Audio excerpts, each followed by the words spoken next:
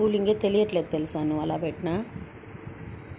ఆ కప్పులో పెట్టేది అసలు దాంట్లో స్పందనే లేదు, కూలింగ్ అవుతుంది అన్న ఫీలింగే లేదు దానికి అసలు. నేను చెప్తానే ఉన్నా జాగ్రత్త స్పీడ్గా పోకే అని అంటే స్పీడ్గా వెళ్తావు. నేను కాదమ్మా, ఆయన వచ్చి నిన్ను గుద్ది ఆయన ఏం చేశాడు, ఒంటి చేత్తో దండం పెట్టడం ఏందయ్యా బాబు దేవుడికి. అందుకే దేవుడు దోశాడు ఆయన్ని. ఆయన ఈ వయసులో ఒంటి చేత్త ఏంది, వయసులోనే ఒంటి చేత్తో పెట్టద్దు, దిగేయాలా. దేవుడు మనస్ఫూర్తిగా దండం పెట్టుకోవాలి. బయట నుంచే పెట్టుకోండి, మీకు వీలైతే లోపలికి వెళ్ళండి, లోపలికి వెళ్ళి దేవుడిని దండం పెట్టుకోండి, పెడితే మంచిది కదా. ఒంటి చేత్త పెట్టాడు, అందుకే తోసేస్తాడు దేవుడు. తోసాడని ఆయన పోయి కాలంలో మొదటి ఏడవబడకుండా నా కూతురి మీద పడ్డాడు. పడినందువల్ల నా కూతురు దెబ్బ తగిలింది. చూడండి ఎంత పెద్ద దెబ్బ తగిలిందో. ఏం చేయాలో చెయ్యి ఇరుగుంటుంది ఆ టయానికి. ఏం చేయాలని మేము, ఆయనకేం కొడుకులు కోడళ్ళు ఉంటారు, చూసుకుంటారు, కూర్చుంటారు మంచం మీద. ఏజ్ అయిపోయింది కాబట్టి. ఈ అమ్మాయి ఫ్యూచర్ చాలా ఉంది కదా.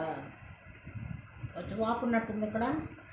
ఉంది మమ్మీ, ఉంది. నువ్వు కూలింగ్ పెట్టినా కూడా తెలియట్లా. డాక్టర్ దగ్గర వెళ్ళాలి పాప. వాపు ఉంది, గట్టిగా ఉంది, ఇలా ఉండొద్దు. ఈరోజు వెళ్దామా?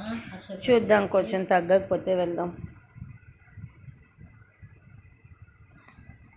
గట్టిగా ఉంది, చూడు బండలా ఉంది. అవును, అక్కడంతా తగిలింది కదా, హ్యాండిల్ గట్టిగా ఉంటాడు ముసలాన్ని. ఎందుకంటే అంతేగాని అయితే రెండు చేతులతో దండం పెట్టడం ఏంది దేవుడికి. ఏమి అంత తీరుబాట్లేదు బతుకులా. మరి రెండు చేతులతో దండం పెట్టాలి ఎప్పుడు, లేకపోతే పెట్టబాకండి. ఏం పెట్టకపోతే అందుకే చూడు, నేను అసలు దండమే పెట్టిన ఇక్కడ రోడ్డు పైన. గమ్మని పోతా ఉంటుంది. నేను వెనకాల కూర్చొని ఖాళీ పోతాను కాబట్టి నేను పెడతా.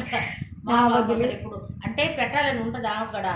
పెడితే వెనకాల నేను పడిపోతాను, ఆమె పడిపోద్ది. అందువల్ల తెలుసు ఎవరు ఏ టైంకి ఎదురు వస్తారో తెలియదు కదా. ఒక్కొక్కరు స్పీడ్గా వస్తారు, టర్నింగ్ అయిపోదాం ఆ సందులేకని. చిన్న చిన్న సందులు కదా, అసలే జనాలు ఎక్కువ ఉంటారు అక్కడ సండే మార్కెట్ దగ్గర. అందువల్ల జాగ్రత్తగా ఉండాలి. ఉండకపోతున్నారు వీళ్ళు. వాళ్ళకు కూడా మనమే చెప్పి, మనకు కూడా మనమే చెప్పుకొని, అందరికీ మనమే చెప్పి అయిపోయా వయసు కాస్త. ఏం చేయలే, గట్టిగా ఉంది పాప ఇక్కడ. అవును మమ్మీ, దెబ్బ దగ్గర చుట్టంతా గట్టిగా ఉండిపోయింది. అందుకే అన్నయ్య చెప్పాడు, నొప్పి కూడా ఉంది, తెలుస్తుంది. అంటే చుట్టుపక్కల పెట్టారు కానీ దెబ్బ మీద పెట్టాలి అంటే అది మంట పుడుతుంది. ఎందుకు మంట పెట్టాలి కదా, అక్కడే కదా మీకు ఎక్కువ బలంగా గట్టిగా ఉంది. నువ్వు చుట్టుపక్కల చూస్తున్నావు, చుట్టుపక్కల ఎప్పుడు చూడదు, దాని మీదే పెట్టాల్సినట్టుంది. బండి తోలేటప్పుడు కూడా చుట్టూ చూస్తే ఎవరు ఎక్కడ ఉన్నారు, ఎట్లాంటి అమ్మాయిలు ఉన్నారు, ఇట్లాంటి అబ్బాయిలు ఉన్నారు అని కానీ చూస్తే ఇట్లాంటి దెబ్బలు తాగేదంటే ఇదే వాళ్ళ చూసి. అందుకే చూడు, నేను ఎవరి వైపు చూడ గమ్మున స్పెట్స్ పెట్టుకొని పోతూ ఉంటా. మనం చూడం, చూడరు, చూస్తూనే ఉంటా. అందరూ చూస్తుంటారు ఈ అమ్మాయి సైడ్ బుల్లెట్లో పోయేవాళ్ళు, కార్లో పోయాడు. మా పాప మాత్రం ఎవరి సైడ్ చూడదు. నేనే అడుగుతుంటానండి అమ్మగా, ఎందుకు ఒకరి సైడ్ అయినా నువ్వు చూడ, నీ సైడ్ అందరూ చూస్తున్నారని. ఏమున్నది, తప్పేముంది. ఒక అబ్బాయి ఈ అమ్మాయిని లవ్ చేయొచ్చు, చూడాలి కదా అమ్మాయి కూడా. అంటే చూస్తే ఇలాంటి గాయాలు అవుతాయని చూడండి మమ్మీ. నేను కంటి చూపుతో కనీసం పక్క ఎవరున్నారు, ఎదురే ఉన్నారు చూడాలి కదా. చూడకపోతే అట్ట. ఆ అబ్బాయి కూడా ఈ అమ్మాయి చూసిందననే కదండి లవ్ ప్రపోజల్ పెడతాడు, లేకపోతే ఎక్కడి నుంచి పెడతాడు. అమ్మాయి చూడకుండా పోతే ఈ అమ్మాయి చూడట్లేదు, ఈ అమ్మాయికి ఏ బావోగా ఏవో ఉన్నాడు ఎవరోనో, మేనత్త కొడుక మేనమామ కొడుకో, ఈ అమ్మాయి మనసు ఇలా ఉందని చెప్పి గమ్మున అయిపోతాడు అబ్బాయిలు. లేకపోతే కాలేజీలో తొంగి చూస్తే అబ్బాయిలు కట్టేయడం, కొట్టడం అన్నీ చేస్తున్నారు. ఈ అమ్మాయిలు తొంగి చూస్తారు, ఈ అమ్మాయిలు అబ్బాయిలు ఊరేసేయడం, ముక్కలు ముక్కలకి నరికేస్తున్నారు. నరకూడదు. అబ్బాయిలు కూడా అమ్మాయిని బాగా చూసుకోవాలి. ఇష్టపడి ఎంత ఇష్టంగా చేసుకుంటే అంతే ఇష్టం కాపురాలు చేసుకుంటే మీ మమ్మీ డాడీలు కూడా మిమ్మల్ని మా కొడుకు కోడలు బాగుంది అని అనుకోవాలి. ఇంటికి రాగానే ఏదో పనికి మళ్ళీ తీసుకొచ్చేసాడు నా కొడుకు, ఎలా చేశాడు అలా చేశాడు అట్లా మాట్లాడద్దు.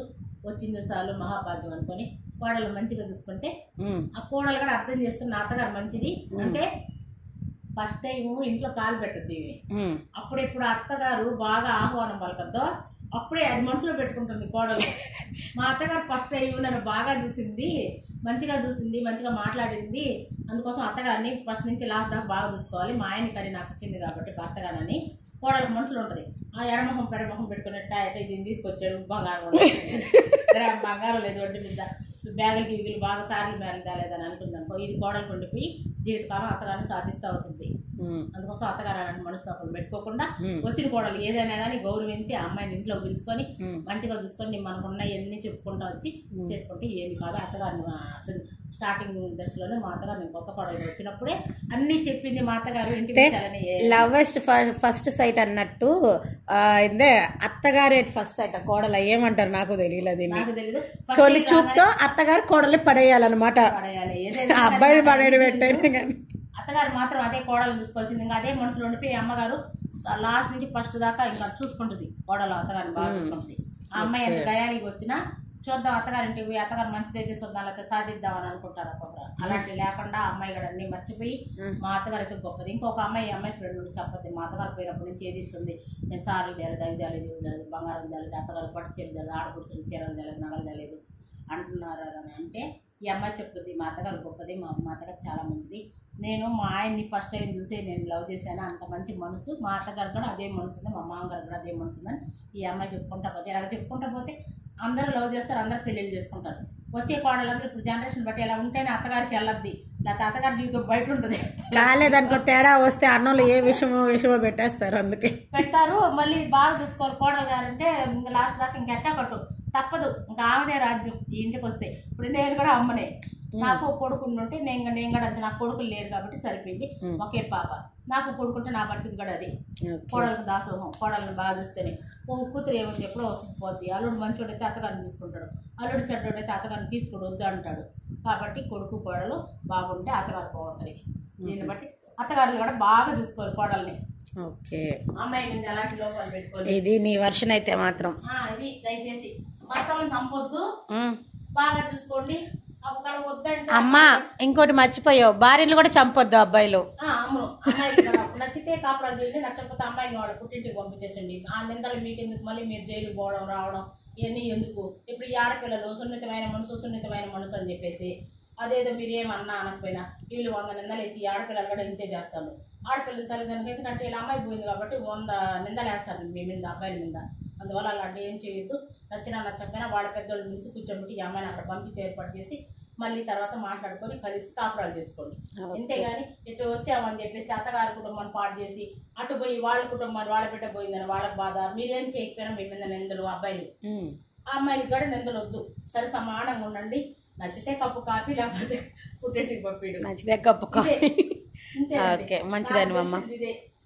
ఎందుకంటే ఊరికే పాప మా అబ్బాయిల మీద కూడా నిందలేదు.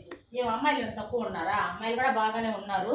నాకు కూడా మా పాప ఉంది. ఇప్పుడు మా పాప కూడా ఏంటికన్నా వెళ్తే ఏమో ఈ అమ్మాయి కూడా ఎలా ఉంటుందో తర్వాత చూసి కదా నేను కూడా చెప్తాను. మా పాప గయాలైతే నేనైతే అర్థం చేసుకొని ఇంటికి తీసుకొచ్చుకొని ఇంట్లో పెట్టుకుంటా. నాకైతే ఒకే కూతురు, అల్లుడు ఇల్లు కావాలి నాకు. బయట అయితే పంపను. అల్లుడిని కొడుకులాగా చూసుకుంటా. ఆయన నా కొడుకు, ఈమె నా కూతురు, అంతే. అలాగే చూసుకుంటా నేను.